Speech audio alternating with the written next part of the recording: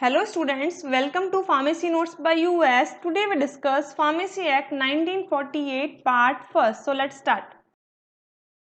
इसके अंदर अपन डिस्कस करेंगे फार्मेसी एक्ट 1948. फार्मेसी एक्ट की अगर मैं बात करूं तो ये आपको दोनों ही ईयर्स के अंदर देखने मिलेंगे, यानी कि जो डिप्लोमा है, डिप्लोमा के अंदर भी आपको फार्मेसी एक्ट पढ़ने को मिलेगा, वाइल जो बी फार्म है 5th सेमेस्टर उसके अंदर भी आपको फार्मास्यूटिकल जूरिस्प्रूडेंस करके एक सब्जेक्ट लगता है, उसके अंदर फार्मेसी एक्ट पढ़ने को मिलेगा.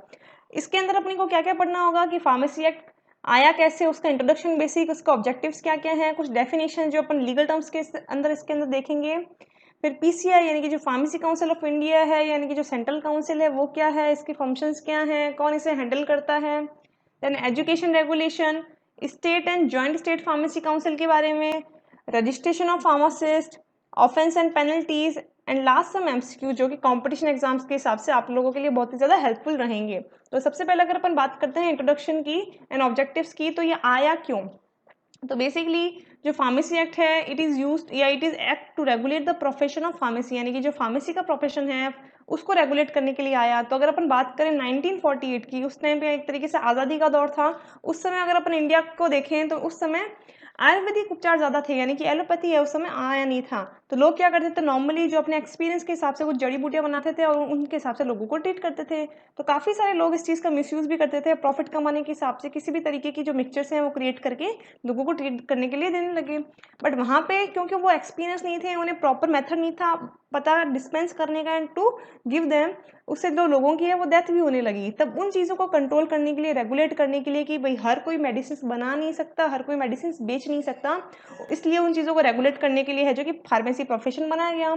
ये एक्ट पास हुआ 1908 के अंदर और प्रॉपरली जो रूल्स रेगुलेशंस लागू हुए वो हुए थे 4 मार्च 1948 के अंदर. So the registration dealing with state pharmacy council reorganized on 1st November 1956. According to them जो amendments होते रहे इसके अंदर कि भाई अभी आपने ये चीज़ अप्लाई कर दी है बट अपने को कुछ और मॉडिफिकेशंस करने हैं, उसके हिसाब से इसके अंदर कंटिन्यू अमेंडमेंट करते गए. तो जो नेक्स्ट अमेंडमेंट हुआ था वो था 1956 के अंदर, जिसके अंदर रजिस्ट्रेशन, रजिस्टर्ड फार्मासिस्ट क्या है या स्टेट फार्मेसी काउंसिल के अंदर अपने को किस तरीके से उसको रीऑर्गेनाइज करना है वो 1956 में डिसाइड किया गया. फिर it has been divided into 5 chapters and 46 sections, यानी कि जो पर्टिकुलर फार्मेसी एक्ट है वो इसके 5 चैप्टर्स हैं, ये 46 सेक्शन के अंदर डिवाइडेड है. एंड जो मेजर अमेंडमेंट हुआ था वो था 1976 के अंदर, जिसके अंदर काफ़ी सारी चीज़ें हैं जो कि अमेंड की गई थी. अगर अपन चैप्टर्स की बात करें तो बेसिकली इसके अंदर 5 चैप्टर्स हैं और 5 चैप्टर्स में जो फार्मेसी एक्ट है वो पूरा का पूरा आगे वाले डिस्ट्रीब्यूट किया गया है. जैसे कि अगर चैप्टर नंबर 1 की बात करें तो उसके अंदर केवल इंट्रोडक्शन की बात की गई है कि फार्मेसी एक्ट आया कहाँ से, इसके अमेंडमेंट्स क्या क्या है. सेकेंड चैप्टर की बात करें तो पीसीआई यानी कि जो फार्मेसी काउंसिल ऑफ इंडिया है या जो सेंट्रल काउंसिल है उसके बारे में, उसकी रेगुलेशंस के बारे में, उसके फंक्शंस के बारे में, उसके कार्यकर्ताओं के बारे में दिया गया है. थर्ड है एसपीसी यानी कि जो स्टेट फार्मेसी काउंसिल है या फिर जॉइंट फार्मेसी काउंसिल है उनके बारे में. फोर्थ रजिस्ट्रेशन ऑफ फार्मासिस्ट यानी कि जो फार्मासिस्ट है उसके रजिस्ट्रेशन के अंदर कौन कौन से स्टेप्स आते हैं या कौन कौन रजिस्टर्ड फार्मासिस्ट है उसके बारे में. फिर है मिसलेनियस यानी कि कुछ अदर चीज़ें हैं वो भी उसके अंदर आती हैं, इधर जैसे पेनल्टीज एंड ऑफेंसेस. तो अपन बात करते हैं ऑब्जेक्टिव्स, यानी कि जो फार्मेसी एक्ट है उसमें इसके जो ऑब्जेक्टिव्स हैं वो क्या क्या हैं. तो ऑब्जेक्टिव्स की अगर मैं बात करूं तो ऑब्जेक्टिव्स में सबसे पहला ऑब्जेक्टिव है to restore the pharmacy profession in its due place in the health service, यानी कि बेसिकली अगर अपन बात करें कि भाई फार्मेसी एक्ट आया क्यों था, तो जो फार्मेसी लोग हैं, फार्मेसी के प्रोफेशन है, उसको जो रीस्टोर करने के लिए, उसकी कुछ मतलब उसको एस्टेब्लिश करने के लिए हेल्थ सर्विस के अंदर इसलिए आया था. साथ ही साथ raising the status of profession of pharmacy in India, जैसे कि जो फार्मासिस्ट हैं उनका ऑब्वियसली प्रोफेशनल डिग्री है, तो उनका जो स्टेटस है वो पूरे के पूरे इंडिया के अंदर, पूरी फार्मेसी के अंदर उनको डेवलप करना, इसका एक मेन ऑब्जेक्टिव ये भी था. To regulate the practice of pharmacy in India, साथ ही साथ जो प्रैक्टिस ऑफ फार्मेसी है, जैसे कि कौन डिस्पेंस कर सकता है, कौन बेच सकता है, कौन जो हॉस्पिटल्स के अंदर जो फार्मेसीज होती हैं उनको रेगुलेट करने के लिए आपको कौन कौन से नियम फॉलो करने चाहिए, सारा का सारा है जो कि फार्मेसी एक्ट में था. Then to provide uniform education and training throughout India, साथ ही साथ जो पीसीआई है राइट नाउ अगर अपन बात करें, जो पीसीआई ने सिलेबस के अकॉर्डिंग क्या किया है कि पूरे के पूरे इंडिया में जो बैचलर ऑफ फार्मेसी है उसका कॉमन सिलेबस लगा दिया है, जिससे क्या होगा कि पूरे इंडिया में जो यूनिफॉर्म एजुकेशन रही, साथ ही साथ जो ट्रेनिंग है throughout the India it is also common.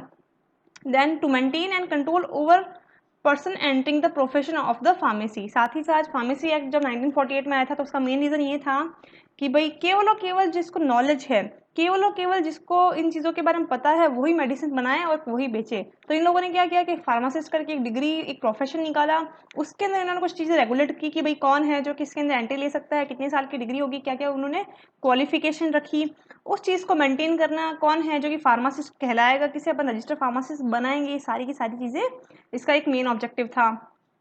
फिर लास्ट है to protect the public health.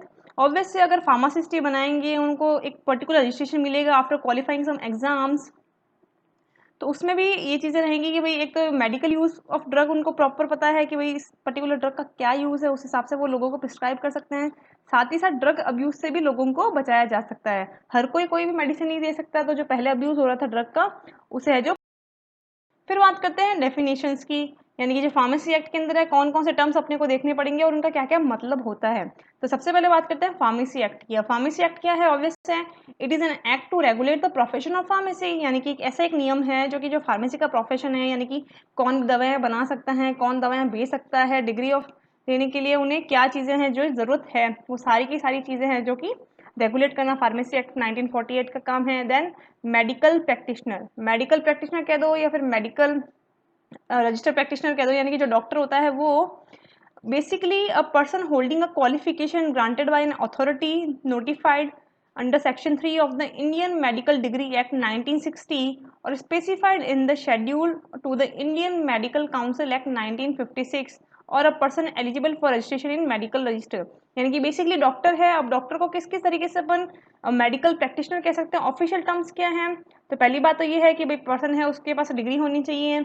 दूसरा, जैसे कि अपने फार्मेसी एक्ट के अंदर रजिस्टर्ड फार्मासिस्ट होना चाहिए, वैसे ही जो डॉक्टर्स होते हैं under the section 3 Indian medical degree act 1960 के अंदर उनका नाम होना चाहिए। साथ ही साथ it must be specified in Indian medical council act 1956 plus it is eligible for registration. Registration के लिए भी वो एलिजिबल है, यूँ नहीं कि कहीं से भी वो डिग्री लिया है, बट हाँ जो रजिस्टर्ड होगा उसे ही रजिस्टर्ड मेडिकल प्रैक्टिशनर कहा जाएगा। देन रजिस्टर्ड फार्मासिस्ट क्या है? A person whose name is for the time being entered in the register of the state in which he or she is for the time being residing or carrying of his profession or business of pharmacy. Basically registered pharmacist वो है जिसका नाम है जो कि state pharmacy council के अंदर दर्ज है, जिसने ऑफिस से 4 साल की डिग्री की है और उसके अंदर उसने कुछ भी कानून नियम नहीं तोड़े। देन एग्रीमेंट की अगर अपन बात करें तो आप यहाँ पे एक डायग्राम देख सकते हैं कि basically it is a mean agreement enter into under section 20 interstate agreement regarding of state council. अब एग्रीमेंट यहाँ पे इसलिए आया कि भाई काफ़ी सारे एग्रीमेंट्स किए गए जिसके अंदर फार्मेसी प्रोफेशन को है जो कि मान्यता दी गई, तो उसके अंदर बेसिकली आता है सेक्शन 20 की। पर बात करते हैं अप्रूवल की। अप्रूवल मीन्स की by the state government council under section 12 course of study and examination in pharmacy and section 14 foreign qualification for the purpose of qualifying for register under this act. अब यहाँ पे ये चीज़ बहुत important है, आपको बहुत बार पूछा भी जा सकता है कि जो सेक्शन 12 है उसके अंदर क्या है। तो सेक्शन 12 के अंदर आता है जो कि अप्रूवल देते हैं course of study and examination in pharmacy, वो है 12(1) एंड 12(2) रिस्पेक्टिवली। यानी कि 12(1) शेड्यूल के अंदर तो रहता है कि जो कोर्स ऑफ स्टडी है वो और एग्जामिनेशन ऑफ फार्मेसी किस तरीके से कंडक्ट किए जाएंगे, किस तरीके से आपको अप्रूवल मिलेगा, वो सारा का सारा सेक्शन 12 के अंदर आता है। फिर बात करते हैं सेक्शन 14 की। ये होता है फॉर फॉरेन क्वालिफिकेशन, यानी कि कोई फॉरेन का पर्सन अगर यहाँ पे आके क्वालिफाई कर रहा है, रजिस्टर्ड हो रहा है, तो उसके लिए सारी की सारी चीज़ें आती है। Then central council means the pharmacy council of India, यानी कि सेंट्रल काउंसिल का दूसरा नाम है फार्मेसी काउंसिल ऑफ इंडिया। ये जो भी स्टेट सारी की सारी जिन फार्मासिस्ट का रजिस्ट्रेशन करती हैं वो सारी की सारी इन्फॉर्मेशन लास्ट में वो है जो कि पीसीआई को देती है, यानी कि जो काउंसिल ऑफ इंडिया है उनको ट्रांसफर करती है। Then state council, it means a state council of pharmacy constituted under the act include a joint state council of a pharmacy in accordance with an agreement under section 20 of the act। यानी कि basically state to state जो pharmacies होती हैं जो कि state registration देती हैं वो, और साथ ही साथ जो जॉइंट स्टेट हैं यानी कि दो या दो से ज़्यादा स्टेट से मिलके बनी हैं, बेसिकली ये एग्रीमेंट रहता है सेक्शन 20 के अंदर। If you understand and enjoy the video, please like, share and subscribe. Thank you.